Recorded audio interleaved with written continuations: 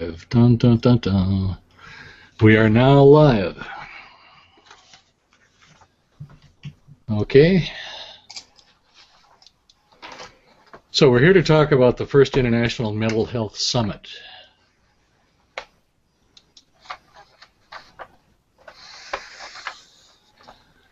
Our guests today are Kim Olver, Executive Director of the William Glasser Institute, both U.S. and international. Dr. Nancy Buck is here with us. I'm sorry, what? Am I back? I got cut off just now for a while. Back. Oh, I see two Anasuyas there. Okay, say hi, Kim. Hi, how are you? Glad to be here. Good. Okay. Dr. Nancy Buck is here with us also. Dr. Buck is founder and president of Peaceful Parenting, as well as a senior faculty member and member of the board of the William Glasser Institute. Say hi, Nancy. Happy to be with you. Great. And what is really exciting is being able to have Dr. Anasuya Jagatevi Jagadeesan. Did I say that right? Dr. Yes, Anasuya. you did. Impressive. Dr. Anasuya is on the faculty of the Help University in Malaysia, as well as being in private practice with a special interest in grief counseling. Say hi. Did we lose Anasuya? Yes.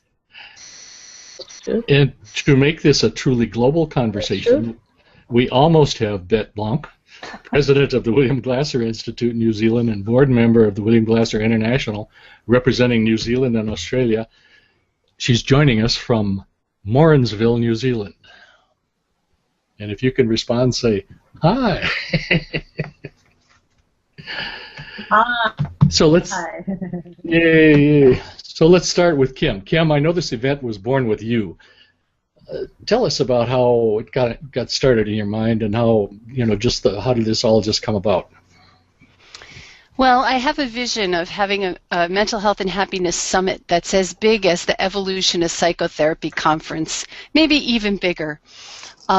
And I thought, to begin, we maybe want to take a little smaller step than trying to put on an evolution conference.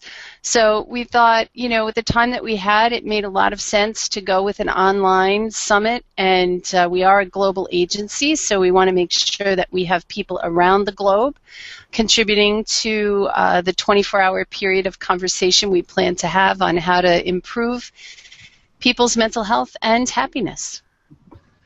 Good, thanks, Kim.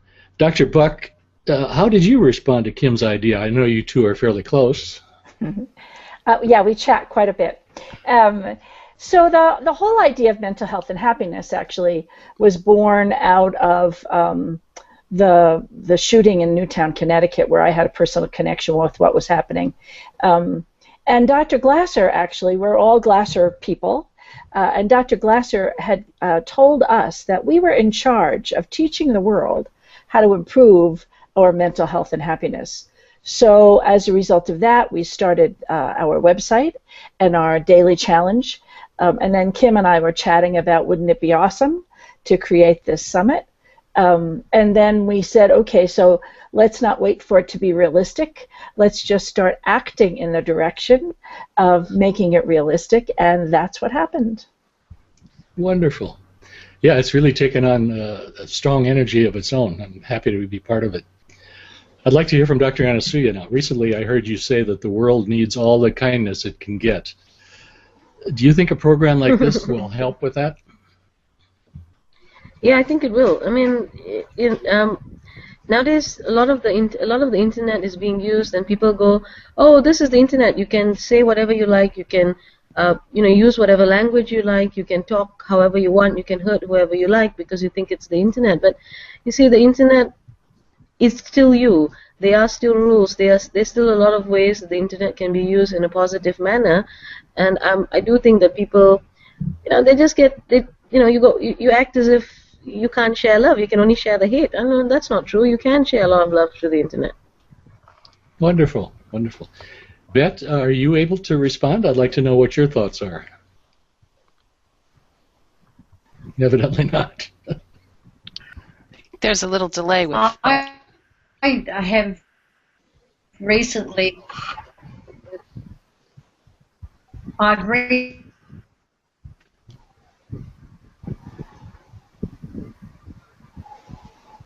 Yeah, we're having technical difficulties with Beth's transmission there.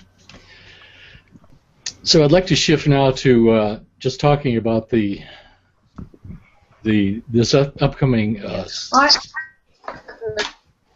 Go ahead, Beth, if you're able to get on.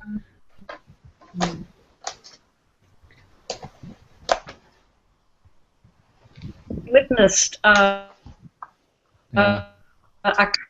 couple agreed to was that they would be kind to each other, and as a result of that, however they were going, that was a really involved step forward. Being kind draws us closer together. Being unkind pushes.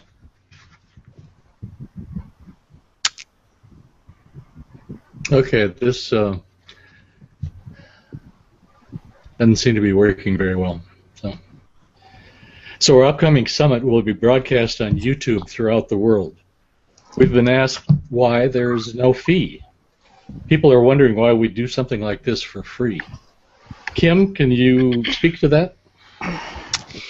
Yes, well, when we started Mental Health and Happiness on the website, the team that put it together made a solemn vow that we were not going to charge for any of our services because Dr. Glasser had a mission, and his mission was to teach the world choice theory.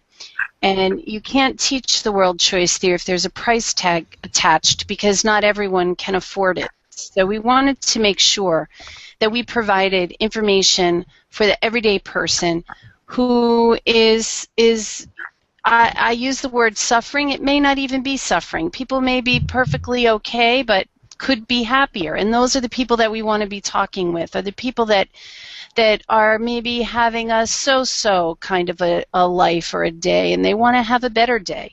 There's ways to have a better day, to have better happiness in your life, greater happiness, and we want to make sure that that information reaches as many people as possible. So we thought free was the way to go. And we had some really generous speakers who were willing to donate their time to the cause to make that possible. Good. Thank you, Kim. So I'd like to hear from each of you on how you see this program being of benefit to the people that you're in touch with. Anna Sue, I'd like to start with you.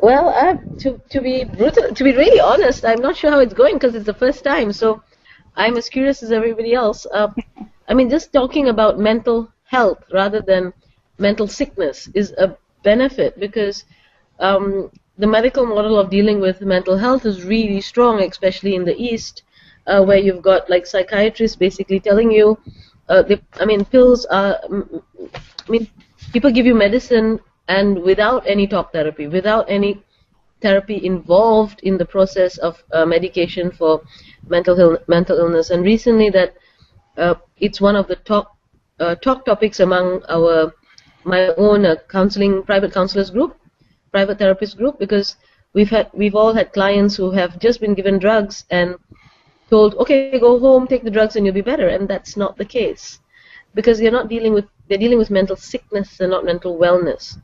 So what I like about why I agreed to the topic in the beginning and why I thought it was very interesting was because of the topic itself. We're talking about wellness, and when you say wellness, it's like we're dealing with normal people. You don't need drugs. You don't need, you may need drugs, but you don't. But that's. I mean, some people do. That sounded bad. Sorry about that. That's okay. It's like trying to be politically correct, and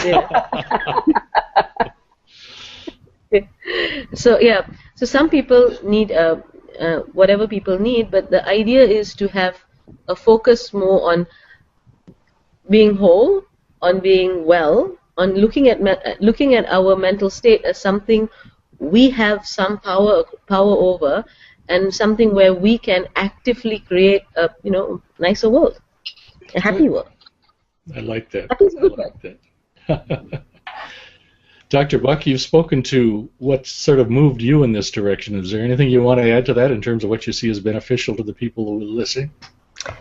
Well, I have a pretty big picture of what I hope, that this is a step in that direction, the next step in that direction. In the United States, and I think it's beyond the United States, any 6-year-old and older knows what they need to do to get into better physical shape. It's become very much a common knowledge thing, at least in our country, and I don't think it's exclusive to the United States. And what I want is for that same common knowledge to be true about mental health and happiness. It's not a mystery. We don't have a broken brain that needs to be diagnosed and corrected through medication. That in fact we all have some form of mental health and happiness right this minute. Where are we on the spectrum? And just as there are some people in their physical health who are the exclusive athletes, the elite athlete, I'll never get there no matter how much I train. Part of it has to do with my age. I can be in better physical shape now at this age than I was a month ago, but how can I move myself along that spectrum? And I see mental health and happiness exactly the same way. There are some people who are on the lower end of the spectrum that may have a diagnosis, that may need a hospitalization, they may be prescribed medication, and even they, if they know the habits, if they know how to better meet their needs for safety, love, power, fun, and freedom, they can move further along on the spectrum and be mentally healthier and mentally happier. And actually, it was my conversation with you, Ken, retired dentist, who told me that this same shift of awareness in public health about the dental care occurred during your lifetime as a dentist. It used to be that everybody believed that everybody wouldn't live their entire lifetime with their own teeth. In this country, we're so vain now, we know we can keep our teeth, and now we want to make sure they're as white as possible. So I want the same idea to be true about mental health and happiness. Where are you on the spectrum, and what can each of us do to take personal responsibility to move to a place where we're mentally happier and mentally healthier? Good. Thank you, Dr. Buck. Now let's, Beth, are we able to pick up your transmission now? Is anything improved there? Yes, I'm back again, and hopefully it's clearer this time. Oh, wonderful, yes. Yes, I agree. Sorry? Go ahead. Yes, I agree with Nancy and with Anasuya. It's timely. It's in New Zealand in particular, there is a real focus on mental health. However, the focus on mental health is about depression and mental illness. And I think that this sort of a broadcast would alert people to the fact that we are really talking about mental health, that we're really talking about people being healthy mentally. And I think that is what's really needed in this country at the moment. It is. I was recently at a international health conference, mental health conference in Australia, and they were saying that New Zealand is further ahead than Australia in terms of understanding this, but there's still a long way to go. So I certainly hope to be part of that push. So thank you. That's good. Thank you. Thank you. Now, the sponsoring agency for this summit is the Mental Health and Happiness Team, and it's affiliated with the William Glasser Institute. It's nice to think that mental health and happiness are always linked. Is it possible to have one without the other? I think, Anna Sue, from your perspective, you might have something to add to that. It depends on how you define mental health or what is mental wellness. Because I've met people who other people would consider to be not normal, but they are very, very happy. They are really joyous, and within themselves, within their own world, they are, their world is beautiful. And our world is not so beautiful, and I'm sometimes wondering whether I could join theirs for a little while at least, because I love my world than theirs. So as happiness is a state of mind, and happiness, if mental health is the ability to see this world as normal, to see the average and agree with the average of this world, then I'd actually say that no, you don't have to be mentally healthy as per mentally normal to be happy. But to be normally happy, to be normal and enjoy this world, yeah, you kind of need to be both. Does that make sense? Yes. Yes, it does.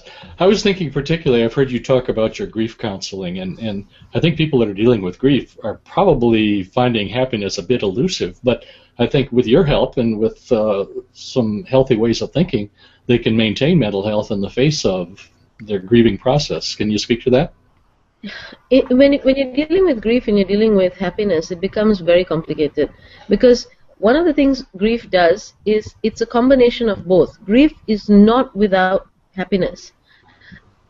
We only grieve if we've lost someone who we love, and that means we have emotional connections with them. We have some kind of need for them to continue. So when we grieve, we are grieving the loss of that love and the loss of happiness. And for a time, all we can focus on is that loss of love. But if you start remembering why you grieve that, why that person was so important to you, then there is a joy in the grief. There's a joy in the loss, because that person was so important to you. You can carry that joy inside yourself. But this is a rhetoric that a lot of people are unaware of, because grief is not something you talk about. So a lot of people are only able to focus on the loss part of the grief and not look at why they grieve. Because, let's face it, there are a lot of people who die everywhere all around the world all the time. We may feel a little bit sad, but we don't go into grief over their deaths because we didn't have that personal connection with this person. We don't have those good memories. We don't have that happiness. So one of those funny faces of happiness is that when we have it with a person and that person passes away, we have to remanage ourselves to get the joy back. Okay. Thank you. That helps. I'm sensing a high level of enthusiasm among this entire group here, and what I'd like to do is have each of you speak to how you want to invite those people that you know to be part of this, to be part of the participation in the summit. Beth, I'd like to start with you.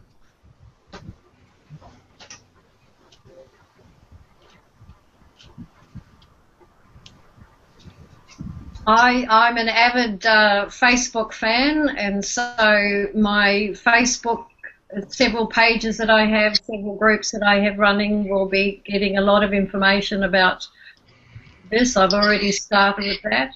I also will be in contact with my email list and send that out to the information out to people.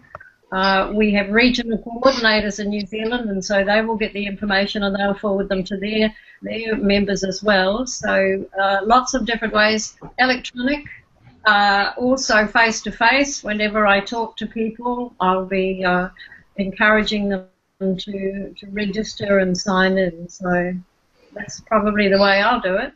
Great. Sounds good. Dr. Buck, you... again, as one of the prime movers behind this, how are you going to share it?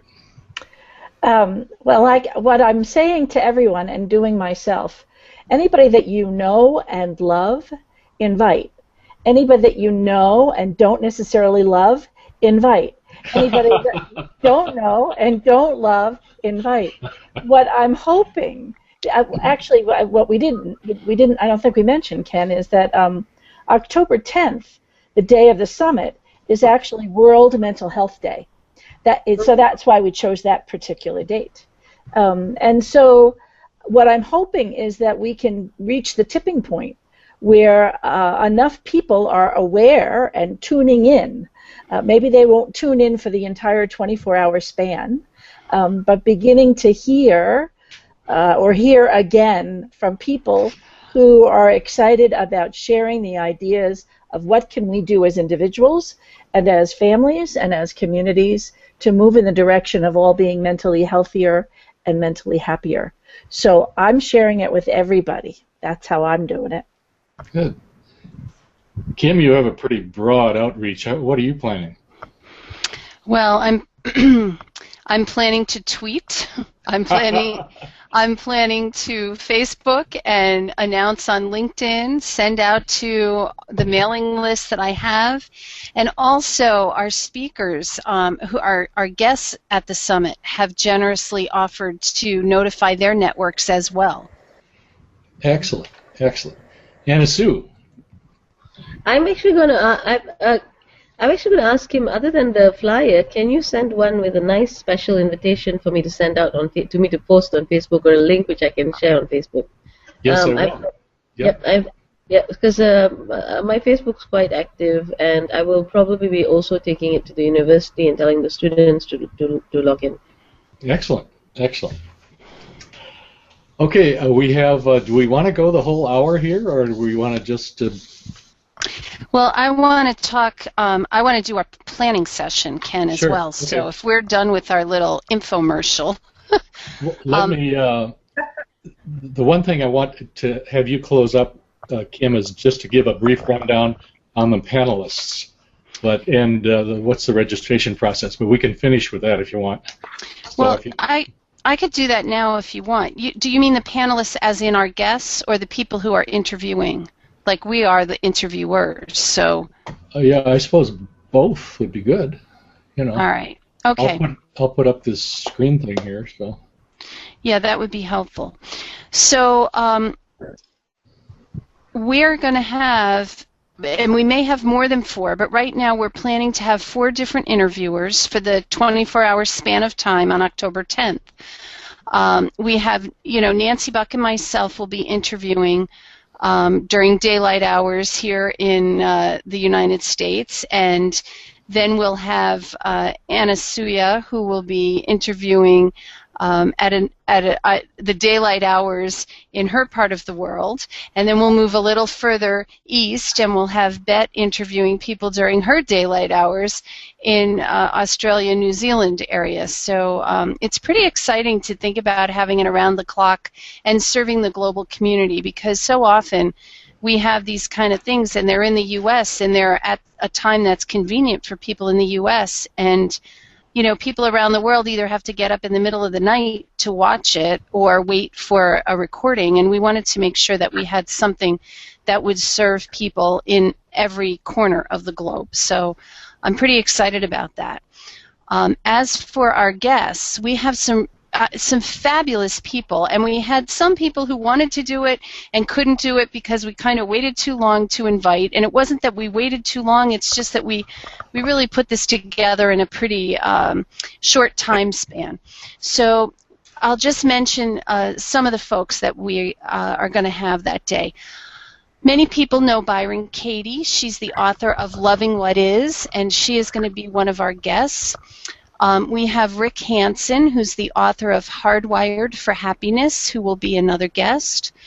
We have psychiatrists Dr. Peter Bregan and Dr. Terry Lynch, both of whom have written some pretty extensive books on the topic of mental health. We have other people who are William Glasser folks who have a lot to offer in terms of mental health and happiness. Bet and Anasuya will both be interviewed, as well as Dr. Buck and Barnes Boffey. And we also have an Australian whose name is Kirk Ashley, who's the author of How Would Love Respond, one of my personal favorites. So we have a lot of people who are going to be talking with us on October 10th about ways that anyone can think about and practice and put into place habits that they can use daily that will help them be happier. And we're talking about being happy without medication. We're talking about really truly being high on life. That's what we're hoping people can get that message and understand how to move themselves along on the continuum of mental health and happiness wherever they may be. Thank you, Kim. So I will turn the gavel over to you, and you can go through some planning. Okay, so we can be normal now? Yes. Yeah. I can stop smiling. Mike Rice is supposed to be in our audience, and I'll be interested to hear what he's hearing there. So Yeah, nice. I asked Marcus to be in our audience too, so he may be watching. Oh, good. All right. So, did everyone get the schedule that I sent out to you of what we have thus far as people? Yes. Anasuya and Bet. Okay.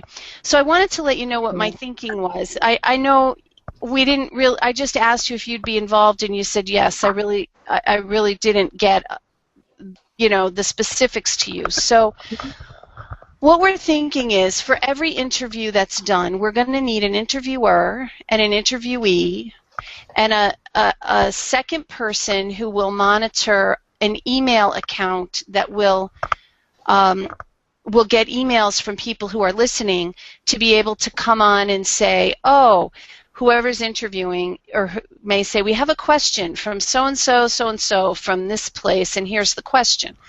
We won't be able to answer all the questions, but I don't expect an interviewer to be able to interview and monitor this email at the same time.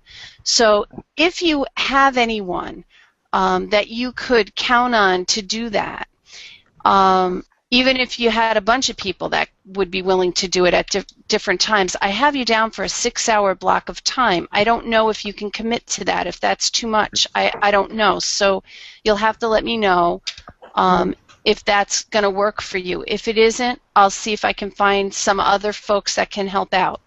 But I'm thinking that you will need a team of 3.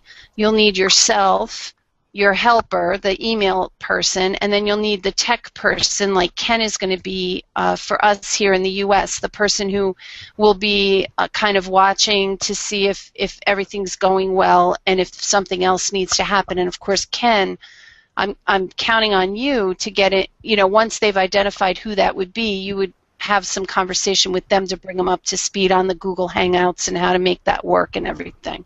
Sure. So you'll have a tech backup person for yourself, someone that you feel comfortable with. Also, Nancy and I from here, we have a whole list of reality therapy people that we could call on for you to interview, choice theory people, but I wanted, since you're going to be doing the interviewing, you may have your own people that you'd like to fill in those slots. So I wanted to give you some time to think about doing that. You're speaking to Bet and Anasuya now? I pretty much am, yeah. Yeah, okay.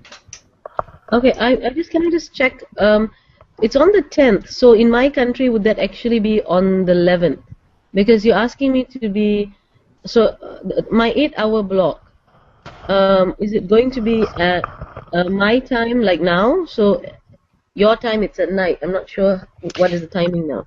I put that on the schedule, so let me pull that up on another computer, and I'll... That's the problem. I don't know how to open the schedule while I'm on this without... Okay, yeah, I can do it. Just give me a second. Right. So you're at 2300 UTC, Anasuya. Yeah, which means? I think it means... Right at the top, it says what the time is for her. At the top of the... Yeah, I know that I'm on the 11th. Oh, okay. So, yeah, and I think you are too, probably, Anasuya. It says you are UTC plus 8, Anasuya. So that is, so that means I would start at 8 a.m. in the morning on the Wednesday. If the 10th is a Friday. 10th of September? The 10th of October is a Friday. Okay. So you guys, so I would be at 11 on Saturday, on the 11th Saturday? Give me a second to pull it up. I'm thinking it's on the 10th, but I could be totally... No, I don't know. In Malaysia 10th, because right now I'm 1 day ahead of you. So right now, for me it's Tuesday, and for you guys, for America, it's Monday. Anasuya, did you get that converter, the time converter I sent out yesterday? Yeah, I just can't open it all at the same time. Right. Okay, well, sure, I get it. If I could open it now. Can I open it now without losing everybody? Yes. I don't know. I don't know. Okay, how do I? No, I can't because I'm in the apps. It will go to my... Oh. I'm in the apps because my office computer unfortunately opens me in the apps, so I can't open my. I don't have access to the. I can't open the downloads. All right, here's what it says, Anasuya. I have you down 8 a.m. UTC to 1300 UTC. So that's on the 10th, 8 in the morning till 1. But for your time, it's 1600 to 2100. So that would be 3, 4, 5, 6, 7, 8. 3 p.m. to 8 p.m. Right. I can't do it after 6 p.m. in Malaysia because at night I have classes. Okay, so those are two times we have to look at, which isn't terrible because that's 7 and 8 o'clock for Nancy and I.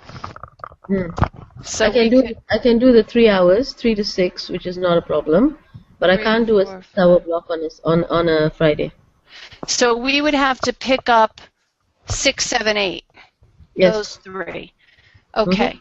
And then, Bet, I have you down for, it's 2 UTC, which is 1500 for you.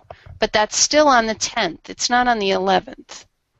1500 is 3 for you, right? 3, 2. 3. AM or PM? I'm PM. 1500, 1200 is noon. Yeah. So 1300 is 1, 1400 is 2. So it's 3, 4, 5, 6, 7, 8. That's what I have you down for. 3 p.m. It would be till 9 p.m. 3 to 9. Yeah. And it's PM. On On Friday the the 10th. your 10th or my 10th? I mean, yeah, my 10th. It's your 10th. Uh-huh. So it'd actually be the 11th. I'm hoping it is because I'm flying on the 10th. No, it's not. It's the 10th because we're doing UTC time 2 o'clock on the 10th, 2, and Okay. you're 13.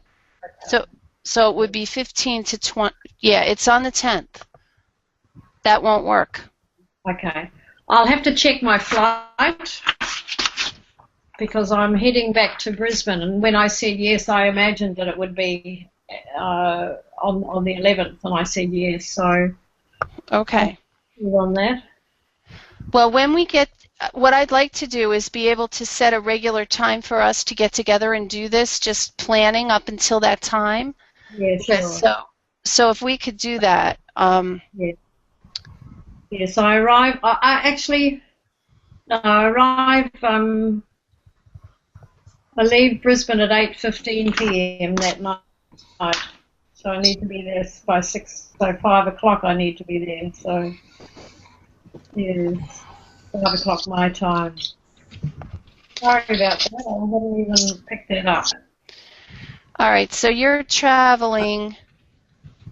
I don't get it, Kim. What do you mean? Well, if we're starting at midnight so that's what time? If we're starting at midnight UTC for New York or for London? It's UTC time is midnight. It's not our midnight. UTC time for us is actually starting on the 9th. Midnight UTC for us is on the 9th. Okay. This still makes my head hurt. So that's why. So that is why it's the 10th for Anasuya and Bet, right? Right. Got it.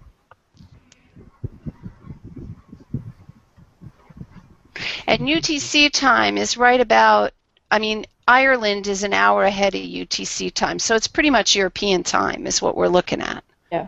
Not our time. Well, it's Greenwich Mean, right? It's in England. Yes, yep. Zulu. Now, the other thing that we could do, if we want to do it, is we could make it midnight to midnight our time, which would make it the 11th for Anasuya and Bet. But again, that just takes us back to being, I think, ethnocentric with U.S. time. Well, but it will still be. that's because when you say like on a certain date, people either have the idea a US date or a non-US date. And I think it's getting confusing because even I had the idea that you're going by the US date. So if you're saying on the 10th, I'm thinking it's the 10th in the US, which is one day, which is the 11th for me.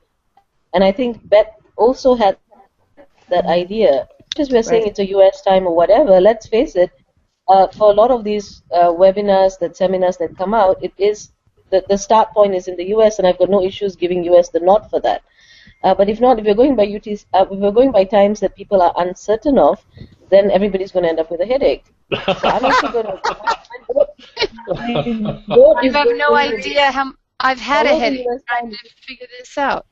Yeah, because I think even Beth kind of assumed it was for us on the 11th.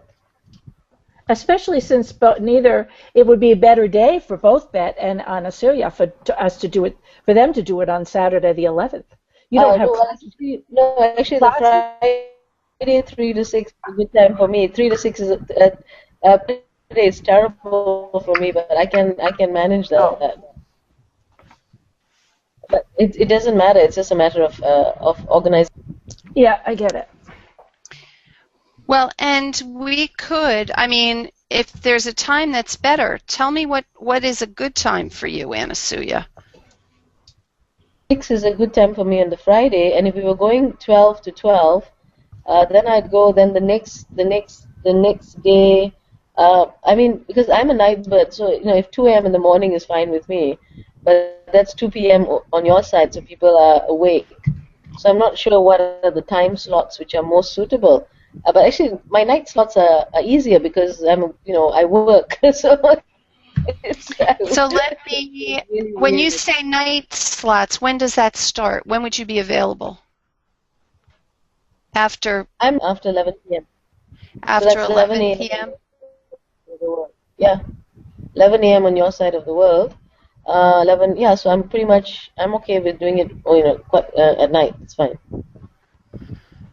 All right, well, what that means is I just have to rework the schedule and see what it looks like. I may have to change Kirik Ashley's time because I told him a particular time on the 10th. So I honestly like the idea of doing it in that 3-hour slot, and then maybe another 3-hour slot instead of a 6-hour slot, which is really long. Yeah. Okay. I agree. 3 hours and 3 hours. Yeah. And Bet, how about you? Do you have a preferred time? If it's on the Saturday, it doesn't worry me anytime. Okay. And do you have people in mind that you'd like to interview and that you think could help you with the email and the text stuff? Yes, I've got one person that I've asked if she was interested, and yes, she would be, and that would be on the Saturday as well. So we could even actually be in the same room, and she could do the monitoring. Perhaps. That's what Nancy and I are going to do. I'll monitor for her and she'll monitor for me. Yes, yeah. Oh, now, Ken, my friend is trying to get in to look at us, and he says he's being asked for a password for webinars on air. Does that sound right? No. Okay, then I must have sent him the wrong link. Okay. All right. No worries. I'll just tell him to forget about it. He can try to.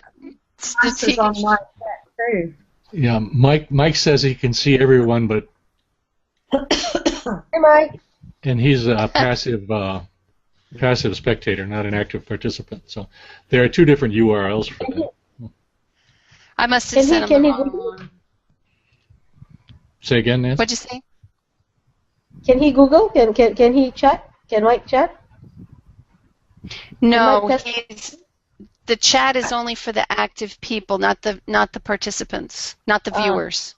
That's why we need the email, so viewers can email their questions in. So I wanted to give a minute to see if either of you have questions for us.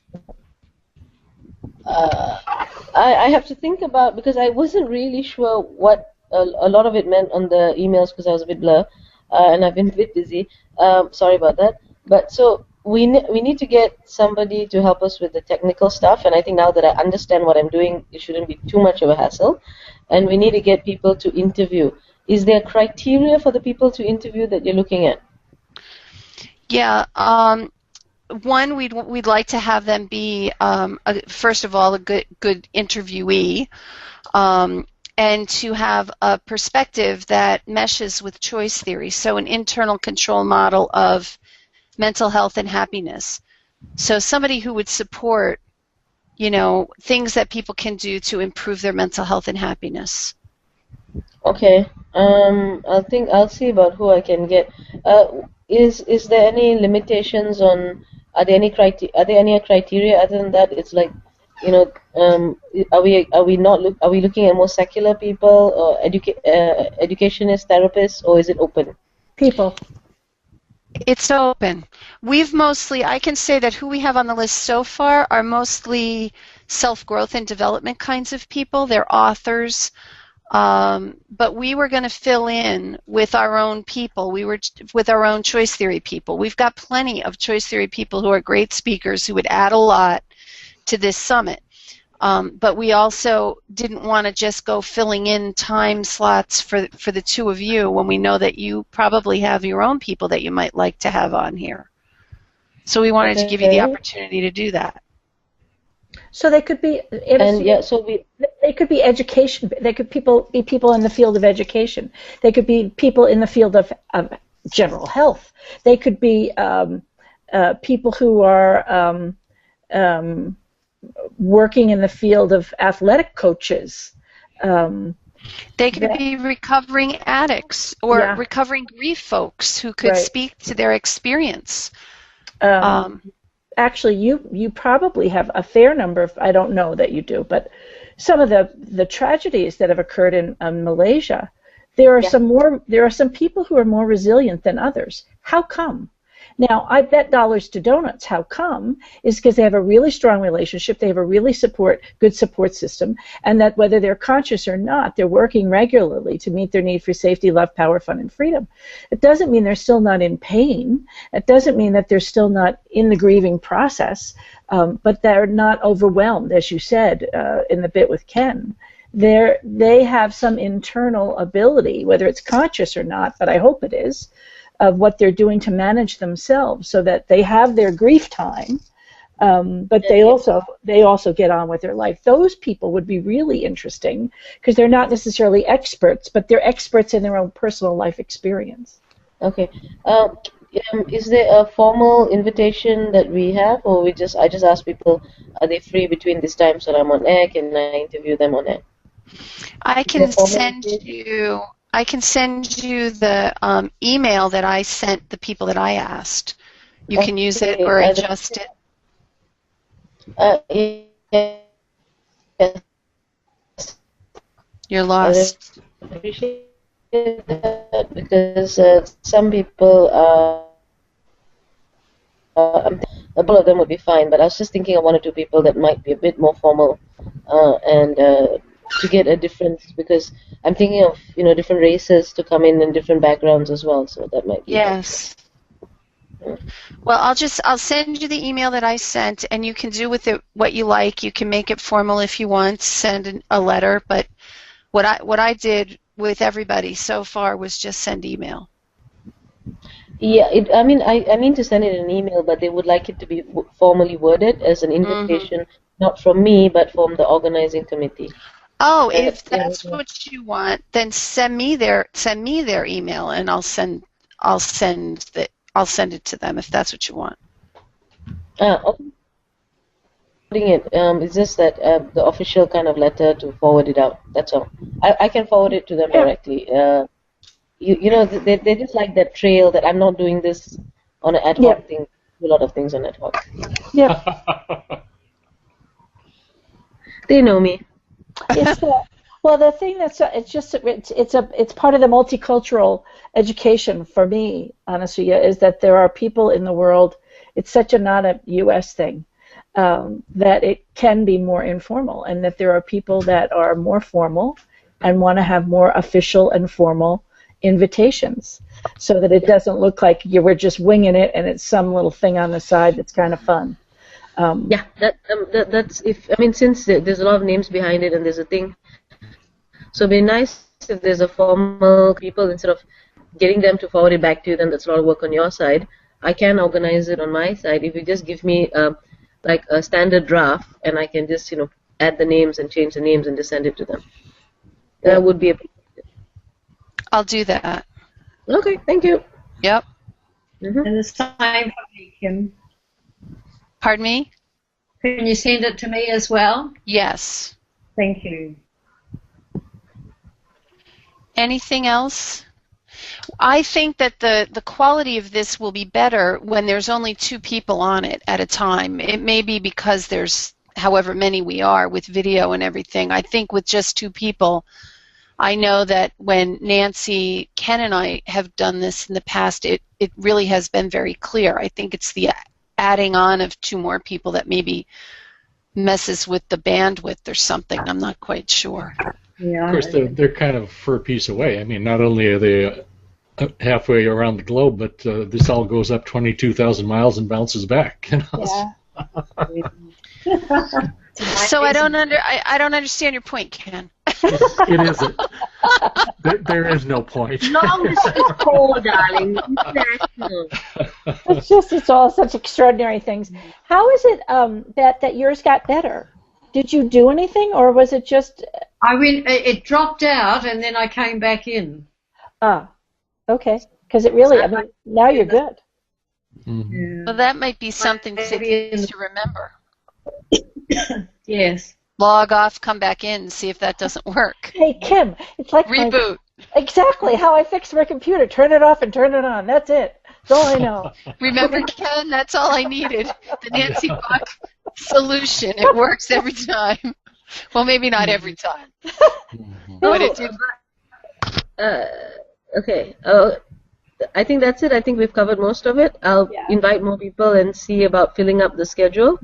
Hopefully we can do a 2 schedule time slot, although I do think to get guests, for me 3 to 6, I'd probably be able to get more guests easily. I'll see about the later schedule. All right, so Anasuya, you're saying, 3 to 6, and then 11, 12, 1? Yeah, that'll be good. Okay. Other night owls like her. All right, we'll see what we can do. And Bet, I'll put you in for awake time for you. Not that you'll be doing it in the middle of the night. Hopefully, that's when Nancy and I will be working in the middle of your night. Yes. We had a board meeting just for the rest of you, and Bet was on the computer with us till 4 a.m. Wow. That's what I call above and beyond. I mean, she does it every month. It's not like this is a one-time thing. It was every month. Holy moly. I know. I'm fine with having things at night like that. It's just that when it clashes with work time, because when you have got classes, I have to be in class. Yeah, right. And you want to be awake. It's hard to teach while you're sleeping. No, it's all right. I'm okay with this. I'll probably fall asleep after that. All right, guys, are we done? Yeah, I think we are. Yeah, I think this has worked wonderfully. I'm very pleased. Yeah, me too. How do we see it now, Ken? Say that again? How do we see it now? Has it been recorded? I will find out and forward that information to you. Right. So it is live, and it's not edited in any way. It's not what? It's not edited. Not edited yet. No, I'll try to. I'll probably pull out some sound bites, like I said. Yes, please do, because some of the weird things that we said. Yeah, we'll just want some promotional sound bites, but we're learning as we go along here. So that's the next step we haven't learned yet. So. It's good. Yeah, we're having fun. Thanks very much. We are having fun. Yes. We are. Au revoir. Au revoir. That's my doggy. How do I get Oh, out? look at the little doggy. Hey. There you go. Happiness and mental health. Bar the Australian there. Good day. Bye. Good day. Good day. Bye.